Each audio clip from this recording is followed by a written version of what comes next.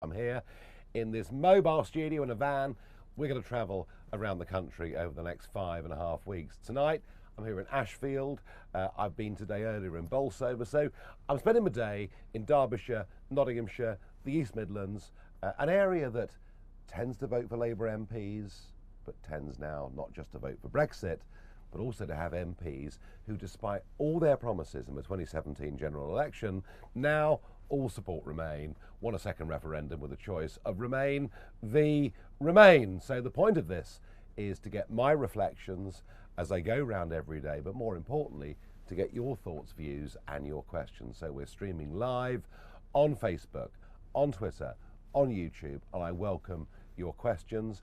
As we go round, we'll have guests, we'll do interviews. But before I start with my first day of this general election campaign, just a few thoughts. Tonight is the 5th of November. We remember it, don't we, back from 1605, Gunpowder, treason and plot. What was it all about? An attempt to blow up the House of Commons. Now, it's been seen over the years that somehow this was a Protestant v Catholic debate, and many Roman Catholics in Britain felt unhappy about it. That's all the wrong way around. What it was about is that the first Brexiteer in our country was Henry VIII. We left the Church of Rome because we wanted to become independent. And all those years later, there was a plot to overthrow the independence of England. And that's what it was all about. And of course, Guy Fawkes and the other co-conspirators were caught and, in those times, not ours, executed. There are some parallels here, aren't there? I mean, we voted for Brexit, albeit just 3.5 years ago, and there are still people in our establishment who want to overturn the result. So let's hope in the future we have November the 5th when we're no longer under threat of those that want to overthrow the result. A bit of good news today, really good news today. He's gone. Bercow has gone.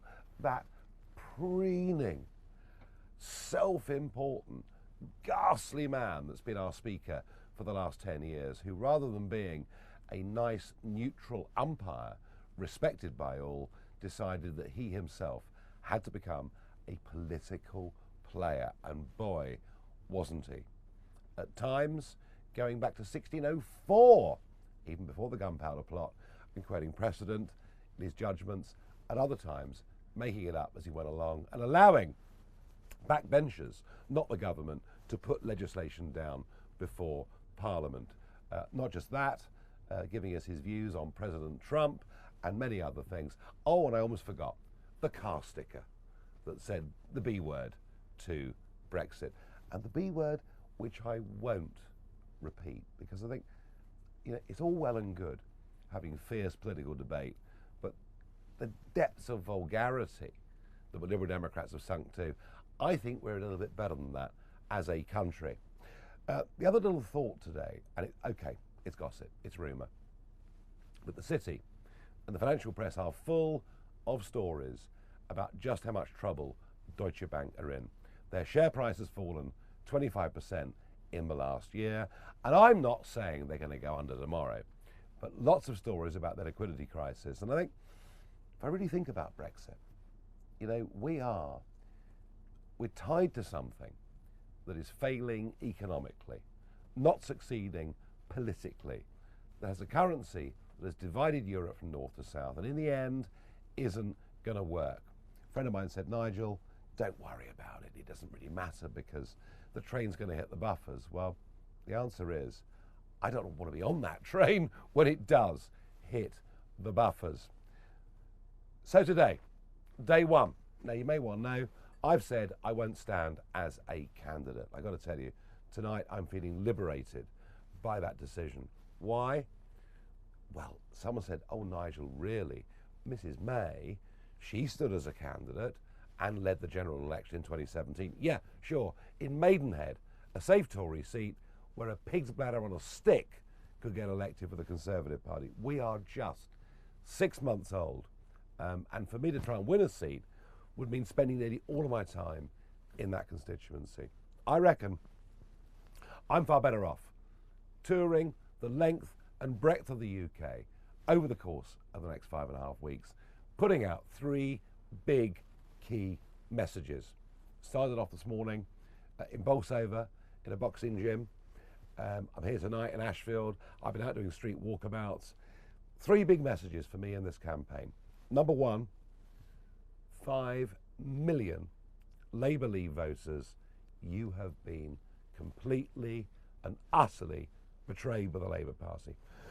They promised you during the campaign, after the referendum campaign, and in the general election, they were going to respect your vote. They have done no such thing. They now want a second referendum. In fact, Diane Abbott set out the case beautifully. They're going to win the election, go to Brussels, negotiate a new deal, put that to a referendum, and then campaign against the deal they've negotiated themselves. I mean, you couldn't really make this stuff up, could you? But either way, what Corbyn is saying is the referendum will be Remain against a form of Remain. It is a complete and utter betrayal, a throwing of sand in the eyes of Labour voters, Labour Leave voters in constituencies like this here in Ashfield. So point number 1 is to get out around the country and to say to people, look, if you're a Labour Leaver, do not vote for the Labour Party. Indeed, the blessed Lord Adonis said that himself just a few months ago. The second, of course, is on Boris's Great New Deal, as he calls it, or Old New Treaty, as I do. It is simply just not Brexit in any way at all. It takes us in to a next phase of 3 years of negotiations where Barnier has set out the terms already. To have a free trade deal with the EU, we must surrender fishing. To have a free trade deal with the EU, it would have cost us, from start to finish, nearly £65 billion. To have a free trade deal, we're going to have regulatory alignment on social policy, employment legislation, environmental law, even taxation, even the idea we could cut corporation tax, for argument's sake, to become more competitive than Ireland or elsewhere. Barnier would cry foul if we did those things.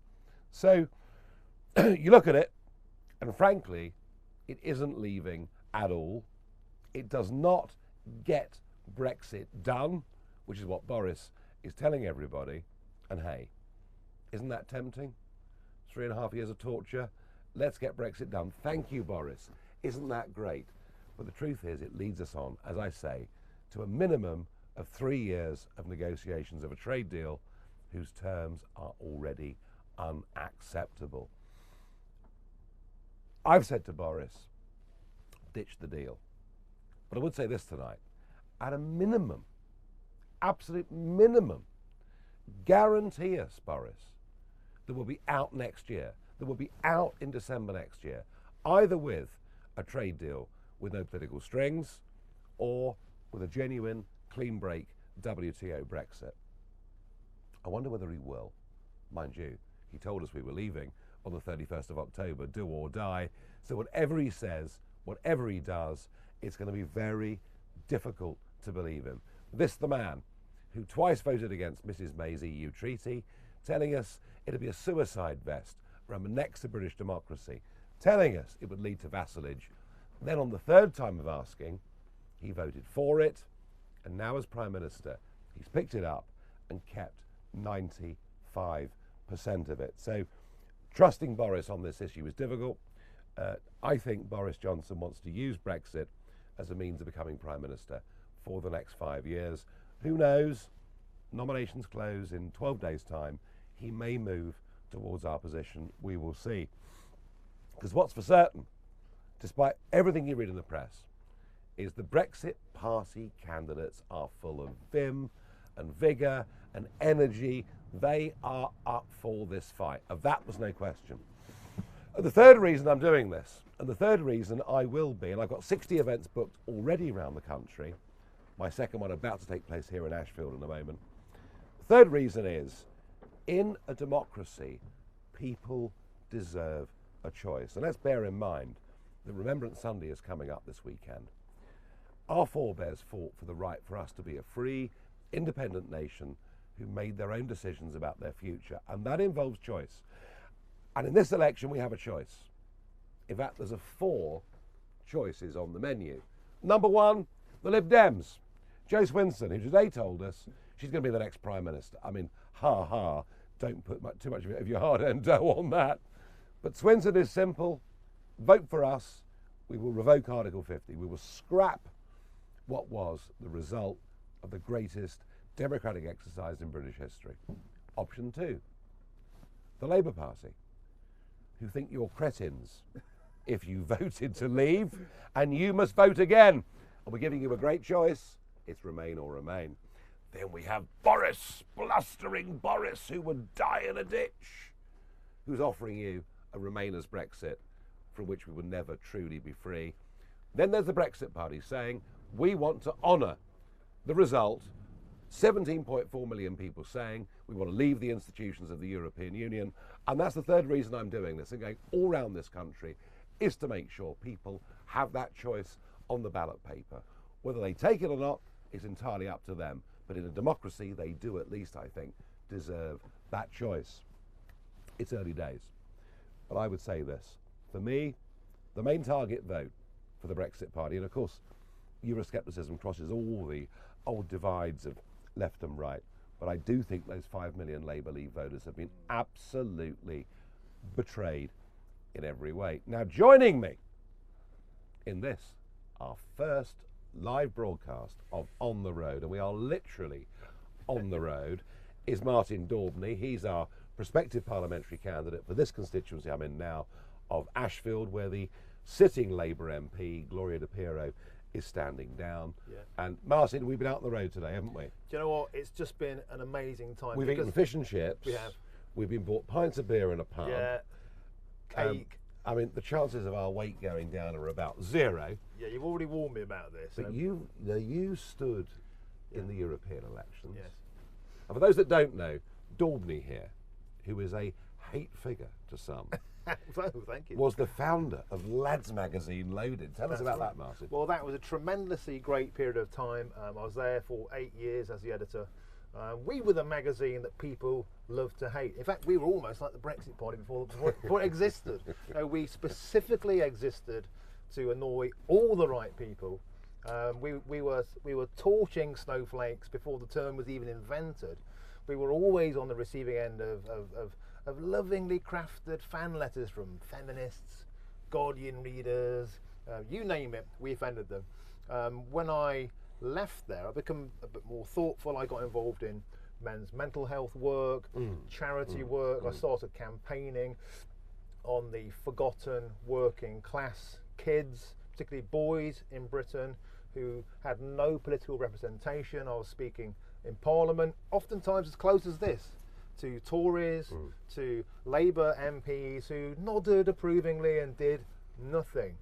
And I came to the conclusion that these people, these communities have been utterly abandoned. And oftentimes they were Labour communities. Fast forward to where we are right now in Ashfield, where my mum has lived for 21 years, a dyed-in-the-wool Labour seat. Been Labour forever, isn't it? Been Labour forever. Almost went Conservative last time because guess what? Lots of Labour voters popped their Tory cherry because they actually believed Theresa May would get Brexit done before that phrase was invented, and they were severely let down. It was Brexit means Brexit then, wasn't it? Yeah, it was. Yeah, and that was utterly betrayed.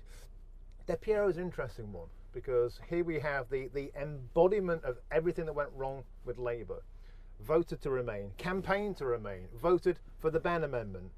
Here is somebody who could not be more diametrically opposed to her electorate. 70% leave. Now we're hearing, has the mood changed? Let me tell you, Nigel, everybody out there, the mood is even more passionate for Brexit. We've been knocking on doors all around here in Eastwood, in Kirkby, in Sutton, in Brinsley, in Underwood. They're not talking about anything else apart from Brexit. This is a Brexit election. And I really think that despite all those gloomy polls out there, the mood is still very, very strong for the Brexit Party.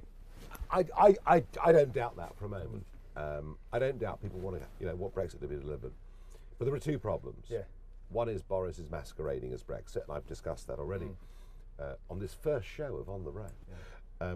But the other problem is I've met people who've said to me, Nigel, I voted for the first time in my life in that referendum. I thought it really mattered. They'd given us the chance to make that decision, which makes me think, heading on from here, about political reform and the way things need to be in the future.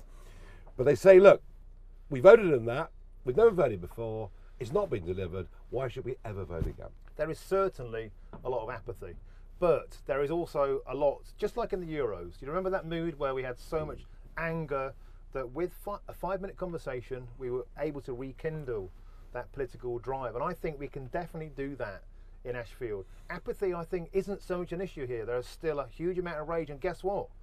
A lot of people, when I was campaigning back in the summer, when Boris just come in, when his treaty was still getting signed off, they were saying, I'll wait and see what Boris does. You know the mood now? They absolutely feel that he's failed them. They really, really do. There's no Boris bounce around here. And we knocked on 200 doors yesterday. We found 2 Labour voters in a Labour seat. And we found a lot of people who had previously voted Labour, and now they are spitting on the grave. It's Jeremy Corbyn. They cannot get over the Corbyn factor. They just cannot swallow it. Yeah, he's a real problem, isn't he? He's such a toxic presence in seats like this. So I think we could be in for a real surprise in this seat. Now, I feel really positive. The mood on the doorstep is brilliant. Today, the Wetherspoons... All candidates are optimistic, though, Martin.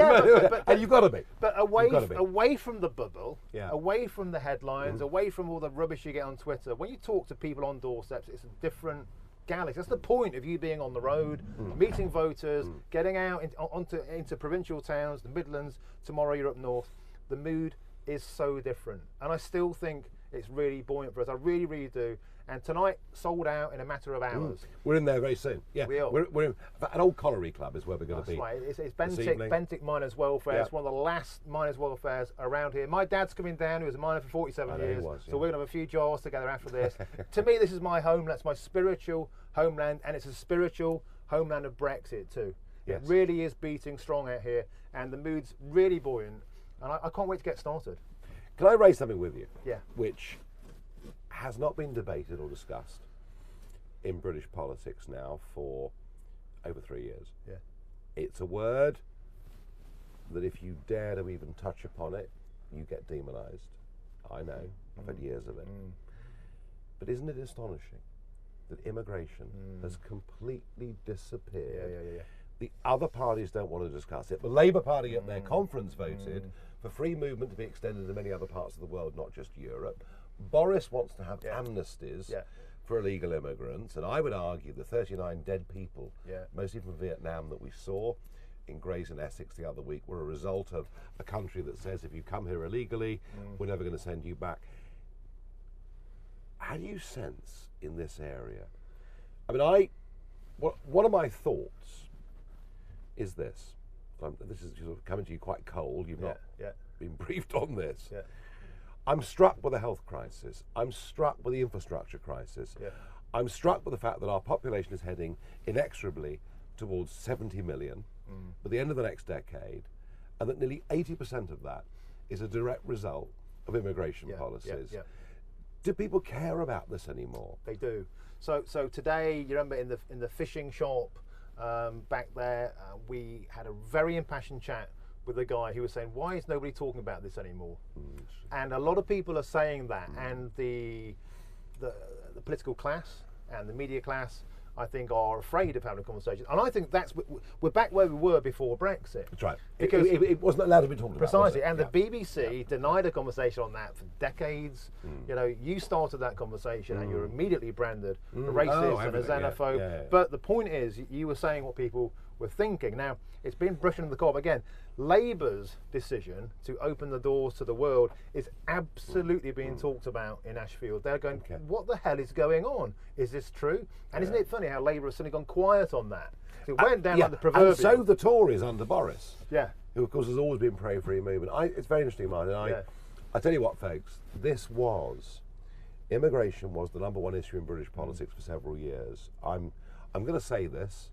I think I had something to do with that. And of course, at the time, there was a British National Party who were also talking about it, although not in the way that I was talking about it. They were doing it, I think, out of sheer resentment, perhaps bordering on hatred.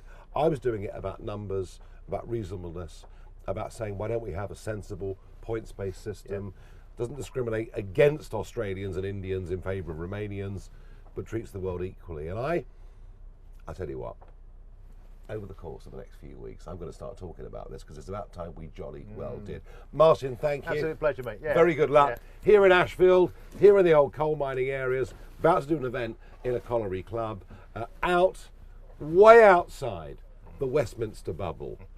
This is day one of On the Road. Thank you.